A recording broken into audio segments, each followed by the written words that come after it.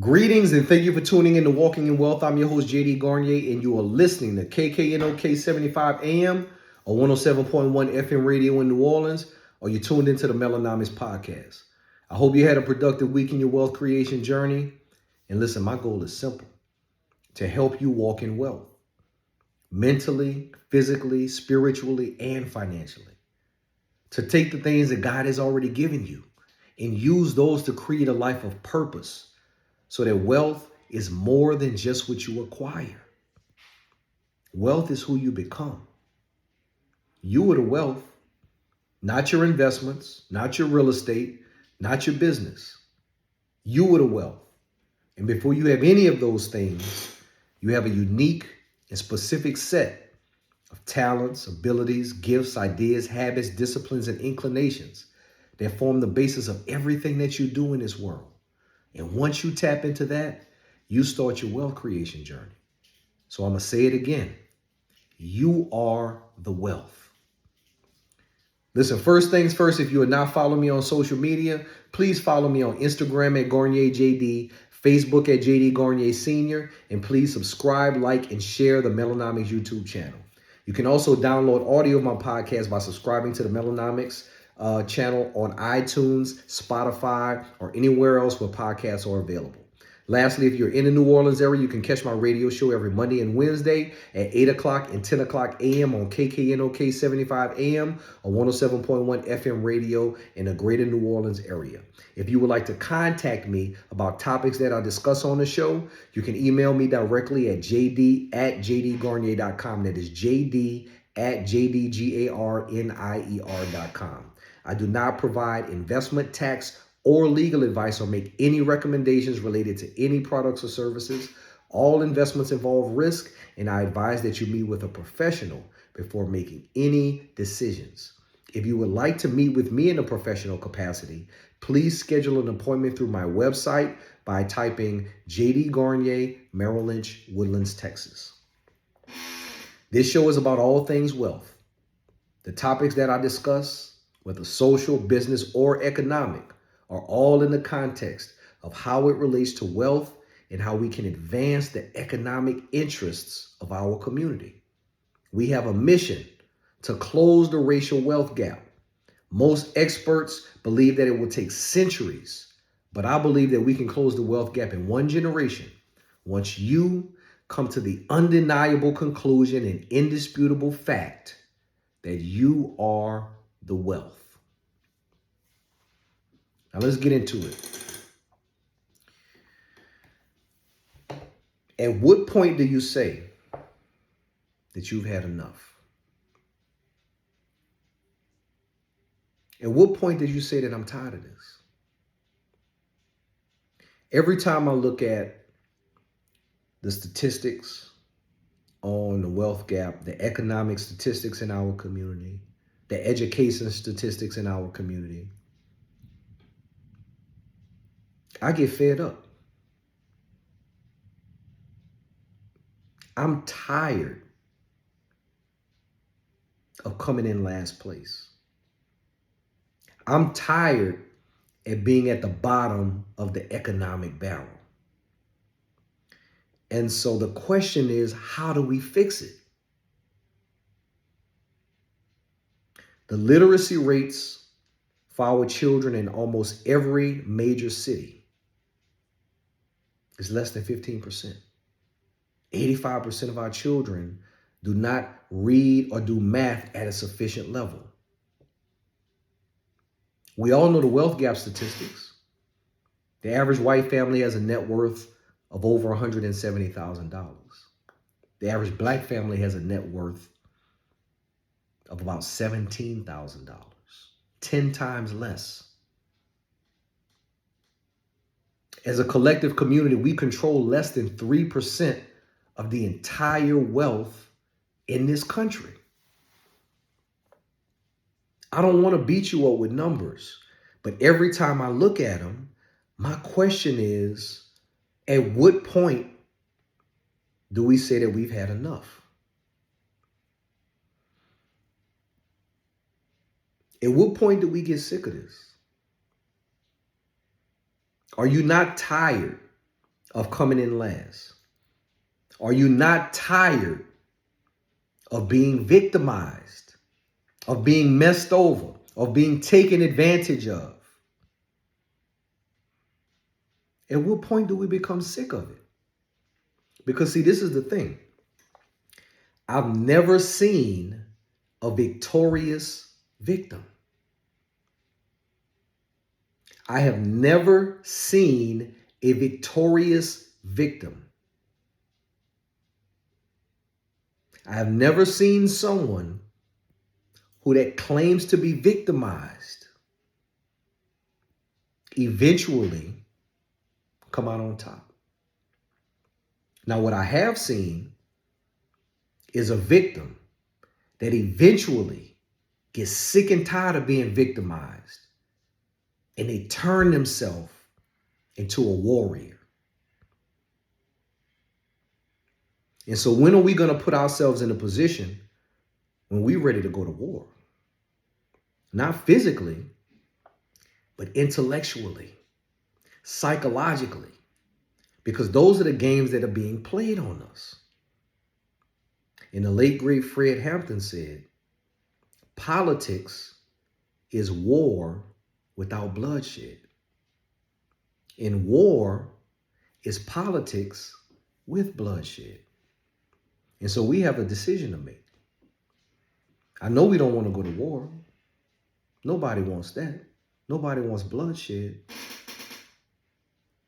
And so when I say politics, I'm not talking about voting. I'm not talking about the political system. What I'm talking about is positioning ourselves as a community where we have economic power and economic viability to where we can control our own circumstances.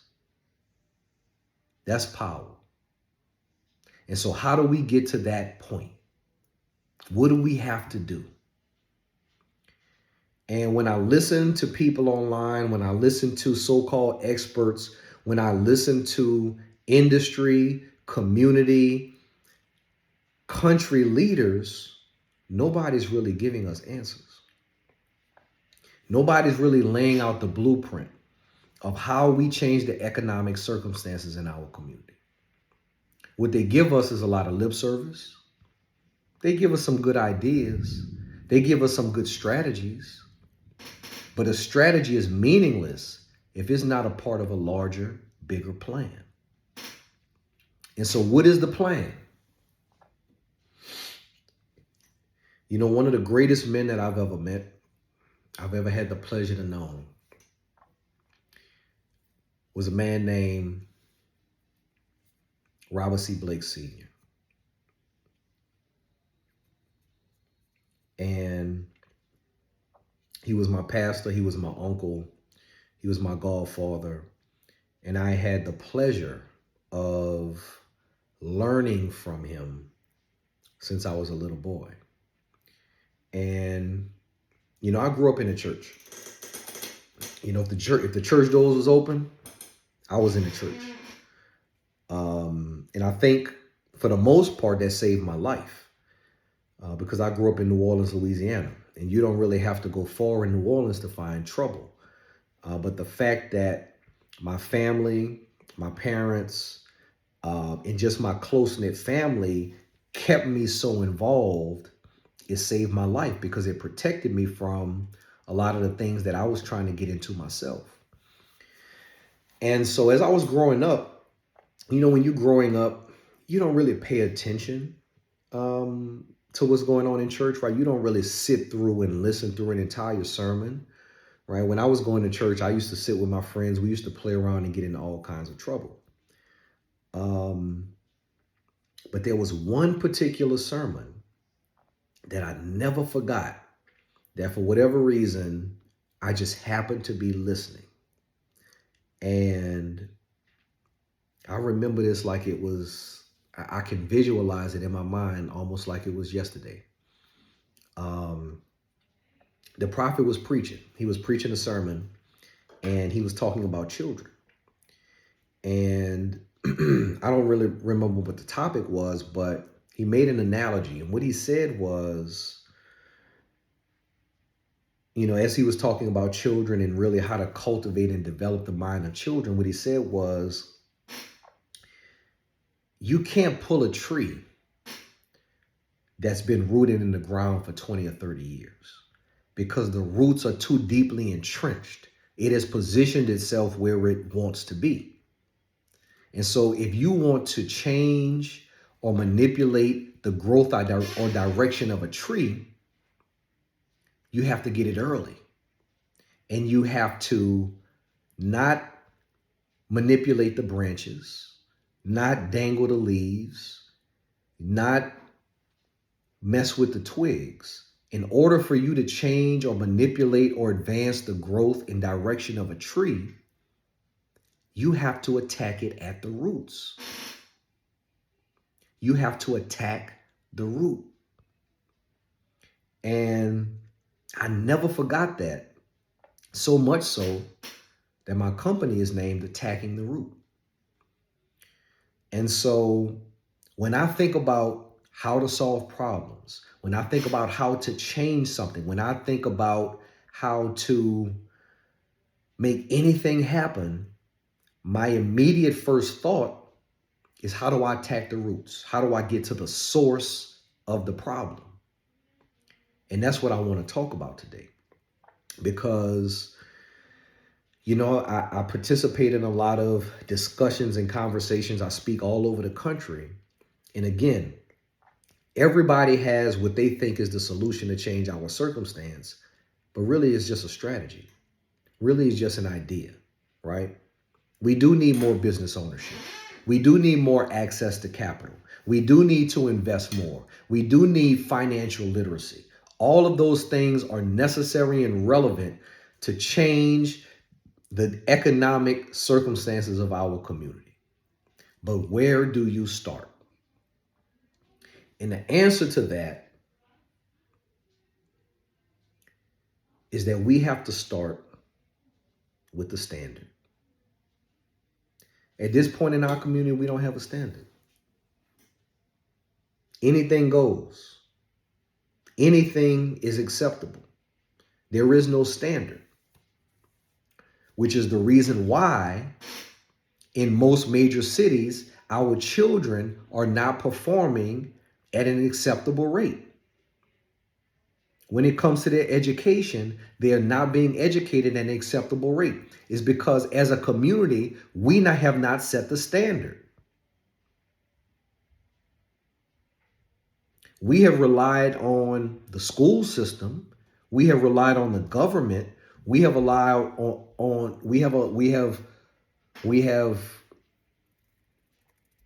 relied on things that other people have given us to educate our children. And so eventually, uneducated, malnourished, unattended children become adults. And if they are unprepared as a child, by the time they become adults, they're already behind the 8 ball. And so if we're going to start anywhere, we have to start at the core. And we got to start with our children. We have to start with the fundamentals. We have to start with the foundation. We have to start with ourselves. We can't start with what other people can do for us. We can't start with other people giving us resources to help the problems that we have ourselves. I say all the time, the person that hurt you cannot heal you. The person that hurt you cannot heal you. If I cut you with a knife, the moment that knife pierces your skin, it becomes completely powerless in healing that wound. The knife is responsible for the wound, but as soon as that blade cuts, it has no power in healing the wound.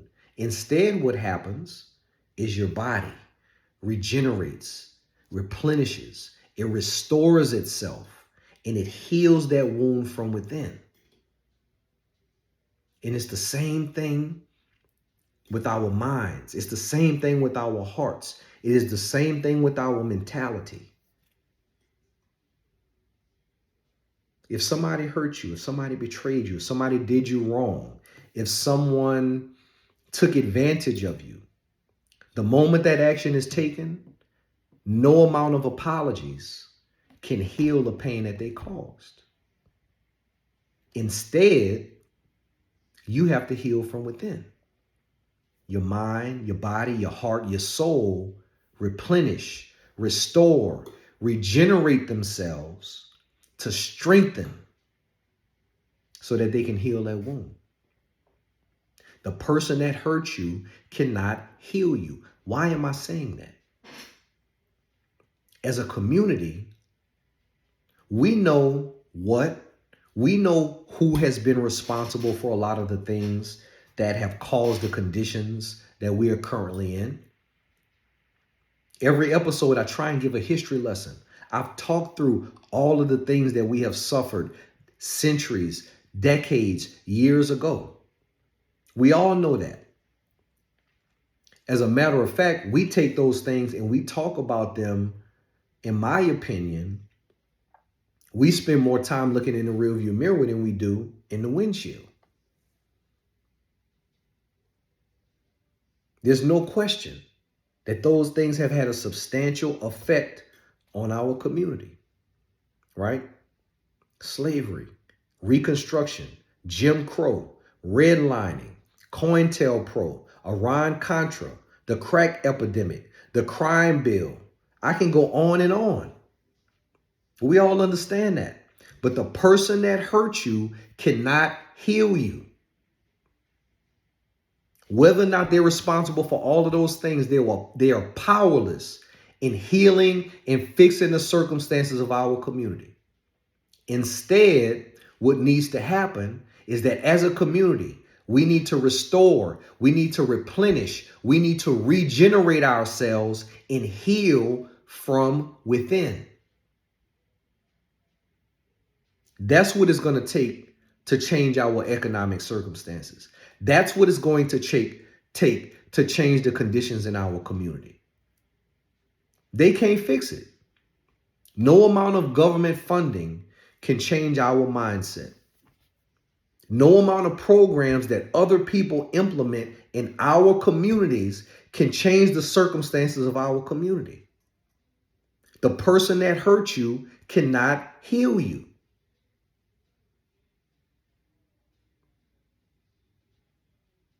And so the first place that we need to start is with the standard. What is the standard? What is the standard?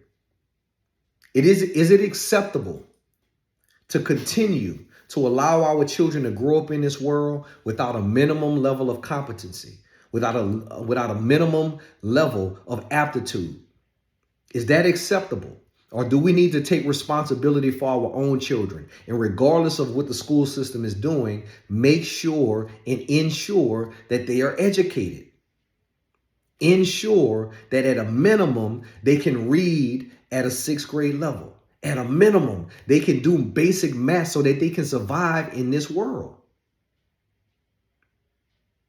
If 85% of our children in schools can't read, how do you think they're going to survive in an economy and in a world that is evolving every 5 years? It's impossible. The person that hurt you cannot heal you. And so it's time for us to heal from within. It's time for us to change how we interact with one another. It's time to change what we prioritize.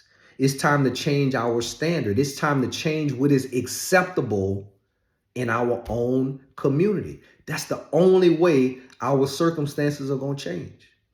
I can sit here and talk about money all day. I can give you some of the best ideas of building wealth all day. But it is meaningless if our mindset remains the same.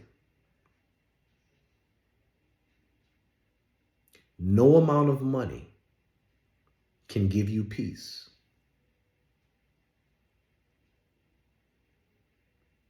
The person that hurts you cannot heal you. Period. And I want you to understand that, because once we decide that there's a certain standard and we will not accept anything below that standard, now we become accountable. And the first principle of melonomics is self-accountability. Before we can change anything, we have to look in the mirror and understand what we need to do to change ourselves.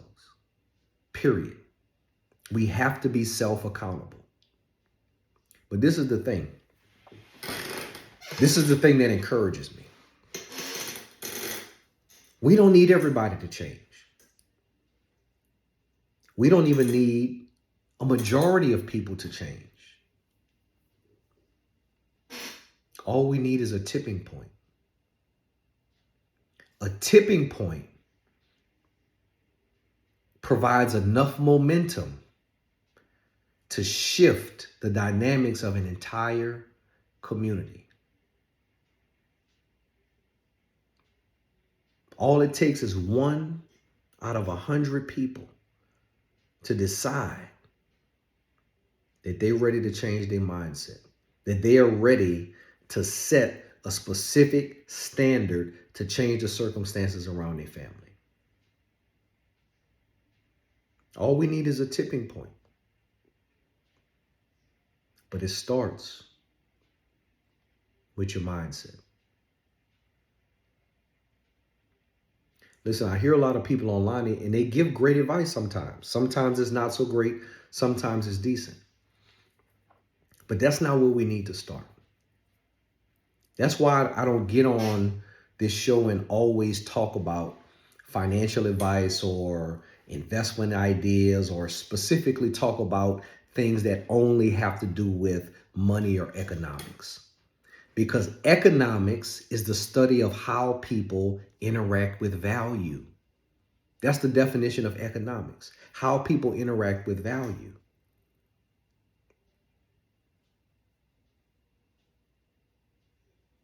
It has nothing to do with money. It has nothing to do with getting to the bag. How do you interact with value? And if you have a negative relationship with value based on your mindset, then you're already behind the game. What's the point of talking about money if you don't even understand your value?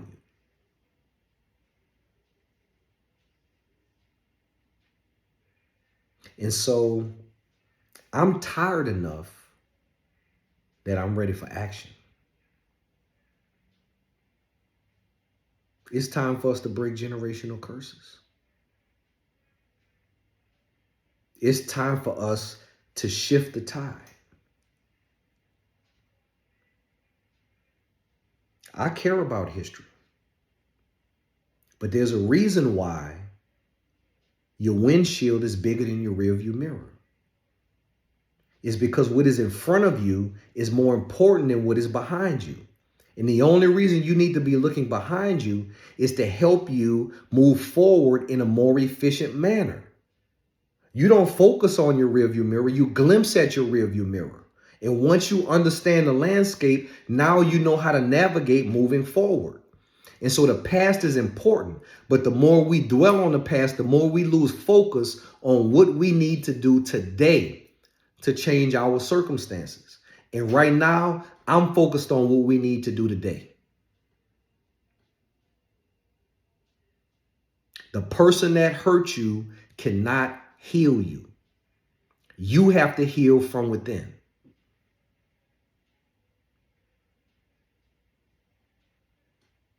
And it starts with self-accountability. The decisions you make today will impact people that you will never meet. The life decisions and the financial decisions that you make today will have an effect on people that have not even been born yet. And so once you understand that, you understand that you have the power to change your own circumstances. You understand that we have the power collectively to change our circumstances. And so now it's time to change our circumstances. Nothing is holding us back. Nothing is stopping us. The things that have happened in the past, those things are in our rearview mirror. We take a glimpse at them to understand how to navigate through those risks so that we can move forward in a more efficient manner. But now is the time for us to move forward. Now is the time for us to take control and accountability. And it starts with your decisions today. That's it.